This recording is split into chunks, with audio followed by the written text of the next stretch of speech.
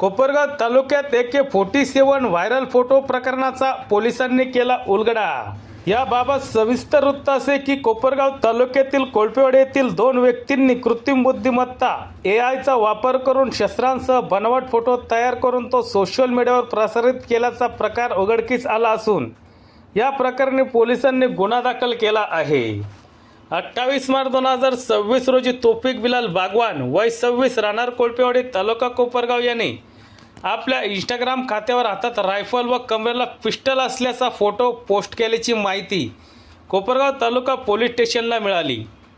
आगामी सण उत्सवाच्या पार्श्वभूमीवर अशा प्रकारच्या फोटोमुळे समाजात भीतीचे वातावरण निर्माण होऊ शकते, हे लक्षात घेऊन पोलिसांनी तत्काळ चौकशी सुरू केली। तपासादरम्यान संबंधित इंस्टाग्राम अकाउंट हे तौफिक बागवान याचंच असल्याचे निष्पन्न झाले। पुढील चौकशीत त्याचा मित्र इस्माईल रज्जाक शाह वय 39 राहणार कोळपेवाडी तालुका कोपरगाव याने मोबाईलमध्ये घेतलेल्या तौफिकच्या फोटोवर जेमिनी या कृत्रिम बुद्धिमत्ता साधनाच्या सहाय्याने AK-47 रायफल व पिस्टल जोडून बनावट फोटो तयार केल्याची कबुली दिली। हा फोटो त्याने व्हॉट्सअपवर तौफिकला पाठविला आणि तौफिकने तो फोटो तौफिक 5457 या इंस्टाग्राम आयडीवर प्रसारित केला।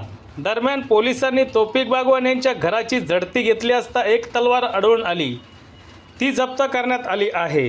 या प्रकरणी दोन्ही आरोपींविरुद्ध भारतीय न्याय संहिता 2023 कलम 1992 व 353(1) ब तसेच शस्त्र अधिनियमन 1959च्या कलम 425 अंतर्गत कोपरगाव तालुका पोलीस स्टेशनमध्ये गुन्हा रजिस्टर क्रमांक 109/2026 प्रमाणे नोंद करण्यात आला आहे। ही कारवाई अहिल्यानगर पोलीस अधीक्षक सोमनाथ गारगे, श्रीरामपूर अप्पर पोलीस अधीक्षक सोमनाथ वाकसवरे व शिर्डी उपविभाग अधिकारी अमोल भारती यांच्या मार्गदर्शनाखाली कोपरगाव पोलीस स्टेशनचे पोलीस निरीक्षक संदीप कोळी व त्यांच्या पथकाने केली आहे। सत्य एक्सप्रेस न्यूजसाठी रवींद्र जगताप, कोपरगाव।